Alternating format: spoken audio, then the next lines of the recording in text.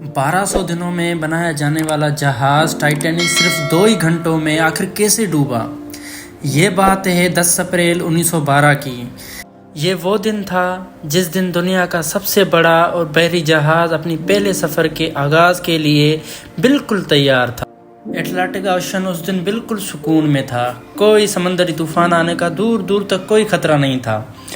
اس میں 1500 لوگ بھی سوار ہو چکے تھے۔ اس کے بعد لوگ انتظار میں کھڑے تھے اپنے پیاروں کو چھوڑنے کے لیے کہ ہم جو ہے وہ اٹلانٹک اوشن میں سفر کریں گے۔ ٹائٹینک کا پہلا آغاز ہے جس کے لیے لوگ بہت خوش تھے، جنہوں نے مہنگی ٹکٹیں خرید۔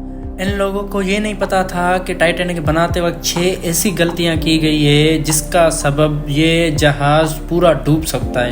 ناظرین، آج آپ جانیں گے اپنے دور کا سب سے بڑا، موسٹ ایکسپینسو، موسٹ لگژری اور سب سے طاقتور جہاز ٹائٹینک کی 6 ایسی غلطیاں جو اگر نہ کی جاتی تو شاید آج ٹائٹینک کریش ہونے کی وجہ سے نہیں بلکہ اپنی کامیابی کی وجہ سے دنیا میں فیمس ہوتا۔ آخر ایسی کون سی 6 غلطیاں تھی جو 40 سال ایکسپیرینس رکھنے والے کیپٹن ایڈورڈ سمتھ کو بھی نظر نہیں آئی؟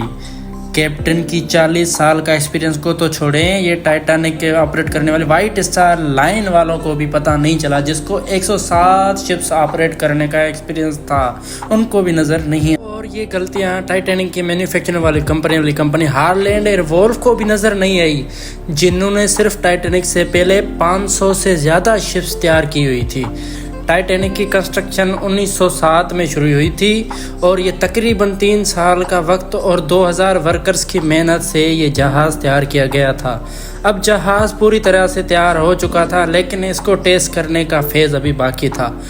ٹائٹینک بنانے والوں کا بھروسہ اس وقت مزید بڑھ گیا جب ٹائٹینک نے اپنا پہلا ٹیسٹ پاس کر لیا اور یہ نیوز پیپر میں، پورے کنٹری میں یہ خبر مختلف اخباروں میں آ گئی، انسنکیبل ٹائٹینک، اور یہ سب کو پتہ چل گیا، مطلب یہ کبھی نہ ڈوبنے والا جہاز تھا۔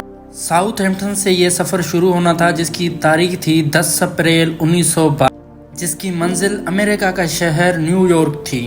ٹائٹینک کے اکنامی کے پورشن میں سفر کرنے کی قیمت $30 تھی، جبکہ فرسٹ کلاس میں سفر کرنے کی $150 تھی، جو آج کے دور میں $3,40,000 بنتے ہیں۔ اس مارکیٹنگ کے نتیجے میں یک ساری ٹکٹیں بک کر دی گئی اور آخرکار وہ دن آ ہی گیا جب ٹائٹینک اپنے پہلے سفر کا آغاز کرنے لگا۔ مسٹیک نمبر 1، دوپہر ٹھیک 12 بجے ٹائٹینک نے اپنے پہلے سفر کا آغاز کر دیا اور ساتھ ہی ٹائٹینک کی غلطیاں سامنے آنا شروع ہو گئی۔ کیپٹن سمتھ کو مالکان کی طرف سے ڈیڈ لائن مل چکی تھی کہ کسی بھی صورت میں 17 اپریل تک نے صرف 7 دن میں یہ جہاز نیو یارک پہنچنا ہے۔ اسی وجہ سے جہاز کی رفتار شروع سے ہی بہت تیز تھی اور یہی تھی ٹائٹینک کی سب سے پہلی غلطی۔ کیپٹن سمتھ کو مالکان کی دی گئی انسٹرکشن اور پریشر کی وجہ سے نیو یارک جلد سے جلد پہنچنا تھا، کیونکہ یہ ٹائٹینک کا پہلا سفر تھا۔ اگر وہ نیو یارک ٹائم پہ نہیں پہنچتا تو ٹائٹینک کی ریپوٹیشن کو کافی نقصان پہنچتا۔ دنیا کی کوئی بھی گاڑی ہو، مشین ہو، جہاز ہو، ان کے کئی آپریٹنگ پروسیجر ہوتے ہیں جن میں اسپیڈ لمٹ بھی ان پروسیجر کا پارٹ ہوتا ہے، اور وہ پارٹ ٹائٹینک کے سفر کے آغاز میں ہی وائلیٹ کیا گیا تھا۔ تھوڑی دیر میں جہاز ساؤتھ ہیمپٹن کے پورٹ کو اتنا پیچھے چھوڑ گیا کہ اب دور دور تک کوئی نیلے سمندر کے سوا کچھ نظر نہیں آ رہا تھا۔ مسٹیک نمبر 2، اب ٹائٹینک کو چلتے ہوئے 3 دن گزر چکے تھے۔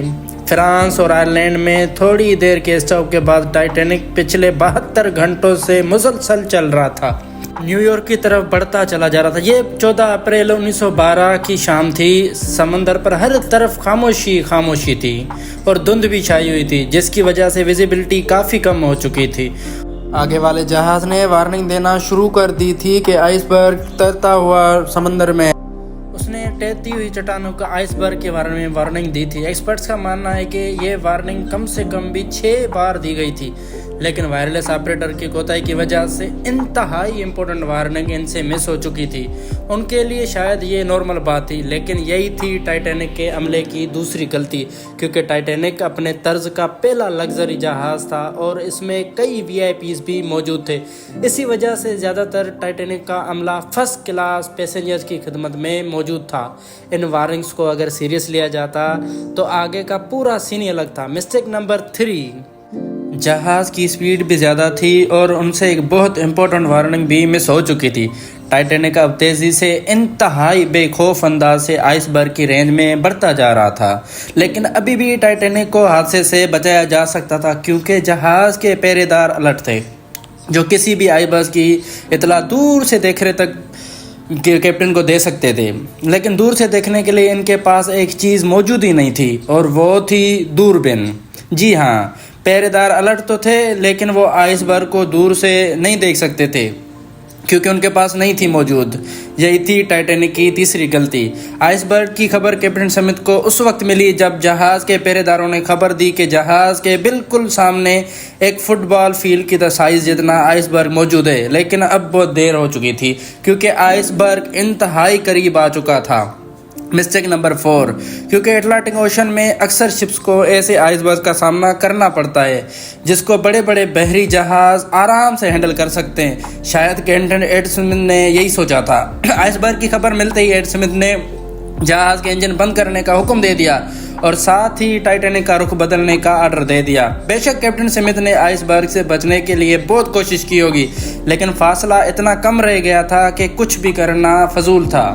آئس برگ اب ٹائٹینک کے سینٹر سے ٹکرا چکا تھا، لیکن ٹائٹینک کے ابھی بھی بچنے کی کافی امید تھی۔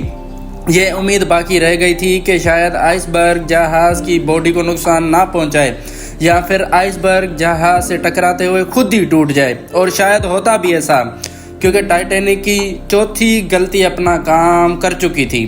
ایکسپرٹس کا ماننا ہے کہ ٹائٹینک کی جو باڈی تھی، جو اس پہ جو ریوس تھی، وہ اسٹیل کی نہیں بلکہ کاسٹ آئرن کی لگی ہوئی تھی۔ اس کا کام لوہے کے بڑے بڑے پیسز کو آپس میں جوڑے رکھنا ہوتا ہے، لیکن کیونکہ کاسٹ آئرن اسٹیل سے نرم ہوتا ہے، اسی وجہ سے جس جگہ آئس برگ ٹائٹینک کی باڈی سے ٹکرایا وہاں کے ریوٹس پریشر کی وجہ سے کھل گئے اور پھر وہی ہوا جس کا کیپٹن سمتھ کو ڈر تھا۔ مسٹیک نمبر 5، ٹائٹینک کی ٹکر ایک فٹ بال فیلڈ کے بڑے آئس برگ سے ہو چکی تھی اور اب جہاز کے نچلے حصے میں پانی بھرنا شروع ہو گیا تھا۔ اس خطرناک تصادم میں پورے عملے اور پینچرز کو الرٹ کر دیا تھا اور ساتھ ہی جہاز میں موجود ٹائٹینک کے مالک جوزف بیرو کو بھی۔ بے شک ٹائٹینک میں پانی بھرنا شروع ہو گیا تھا، لیکن ابھی بھی ٹائٹینک کے بچنے کی امید باقی تھی کیونکہ ٹائٹینک کو ایسے ڈیزائن کیا گیا تھا کہ اگر اس کے 3 فلور میں پانی بھر بھی جائے پھر بھی یہ نہیں ڈوب سکتا، لیکن بدقسمتی تھی اس جہاز کی کہ 3 فلورز کو کراس کر کے پانی اب 4تھے فلور تک جا پہنچا تھا۔ اب معاملہ ہاتھ سے نکل چکا تھا۔ ٹائٹینک آہستہ آہستہ اوشن میں ڈوبتا جا رہا تھا۔ اب جہاز کی فکر کیے بغیر اس میں موجود پیسنجرز کی جان بچانے کا وقت آ چکا تھا۔ کیپٹن سمتھ نے ریڈیو پر ایمرجنسی الرٹ جاری کر دیا۔ جب تک کوئی مدد کے لیے آتا تب تک پیسنجرز کو لائف بوٹ کی وجہ سے شفٹ کرنے کا پلان کر دیا گیا، لیکن اس موقع پر 5ویں غلطی نے اپنا کام دکھا دیا۔ جی ہاں، جہاز میں موجود 32 لائف بوٹس تھی، صرف انہوں نے کوتاہی کی وجہ سے صرف 20 رکھی ہوئی تھی۔ پیسنجر 1500 تھے، بوٹس 20۔ اور پھر یہی تھی مسٹیک نمبر 6۔ ہر طرف افراتفری مچی ہوئی تھی، ہر بندہ چاہتا تھا کہ مجھے بوٹ میں بٹھایا جائے، میں بیٹھوں۔ یہ بات ہے رات کی 12:45 کی۔ لیکن یہاں ہوئی ایک اور چھٹی غلطی۔ افراتفری کے عالم میں کشتیوں کو پورا بھرے بغیر ہی سمندر میں اتار دیا گیا تھا، جس میں زیادہ تر فرسٹ کلاس پیسنجرز کو ترجیح دی گئی تھی، یعنی جو لوگ زیادہ امیر تھے ان کو پہلے کشتی میں بٹھایا گیا تھا۔ کشتیوں میں اگر زیادہ پیسنجرز کو بٹھایا جاتا تو انسانی جانیں کم ضائع ہوتی۔ اب جہاز تیزی سے سمندر میں ڈوبتا جا رہا تھا۔ 2:18 پر شارٹ سرکٹ کی وجہ سے ٹائٹینک کی ساری روشنیاں بجھ گئی تھی اور اگلے ہی لمحے جہاز ٹوٹ کر 2 حصوں میں بکھر گیا تھا۔ یوں ٹائٹینک کو سمندر کے اندر مکمل طور پہ ڈوبنے کے لیے 2 گھنٹے 40 منٹ لگ گئے تھے۔ اس طرح 1500 لوگ اٹلانٹک اوشن کے ٹھنڈے پانی میں ڈوب کر مر گئے تھے۔ اب آپ کو ایک اور بات بتائیں کہ پانی کا ٹیمپریچر اس وقت 2 سینٹی گریڈ تھا، -2 سینٹی گریڈ۔ مطلب ٹھنڈے پانی میں اگر آپ چھلانگ بھی لگاتے تو بچنے کا کوئی چانس نہیں تھا، کیونکہ انسان اتنے کم ٹیمپریچر میں 30 منٹ سے زیادہ زندہ نہیں رہ سکتا۔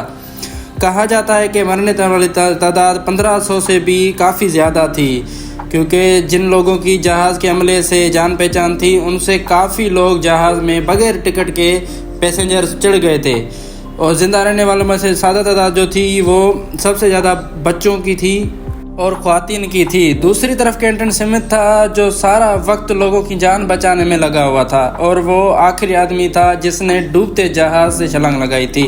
امید ہے سیل ٹی وی کی ویڈیو آپ بھرپور لائک اور شیئر کریں گے۔ آپ لوگوں کے پیار بھرے کمنٹس کا بے حد شکریہ، انتظار رہے گا۔ تب تک کے لیے اللہ حافظ۔